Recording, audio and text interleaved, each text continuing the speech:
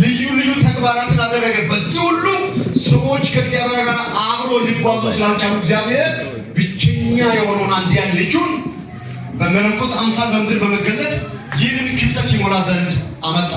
ያን ያደረገበት የወደቀውን የጠፋውን ያጣውን የሰውን መልክ መልሶ በሰው ውስጥ ሊፈጥር ፈልጎ ነው ማለት ነው። ይህንን እኛ በዚህ የትምህርት ርዕሳችን ክርስቲያናዊ መንፈሳዊ ሕይወት ይነጻ በሚል ሀሳብ ነው እየተማርን ያለው።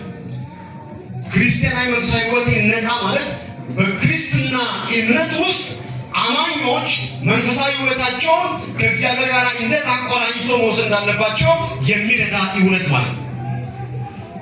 ሰዎች በኢየሱስ ክርስቶስ አምኖ ሊድኑ ይችላሉ።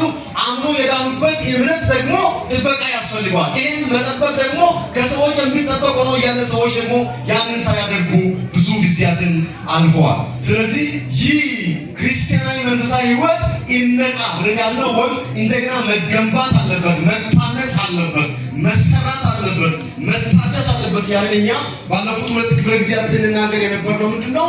ያጣነውን ያንን መልክ በእኛ ውስጥ እግዚአብሔር ሊያይ ይፈልጋል ማለት ነው። እስቲ እግዚአብሔር መልኩን በእኛ ውስጥ ይፈልጋል ነው። እግዚአብሔር መልኩን በእኛ ውስጥ ይፈልጋል።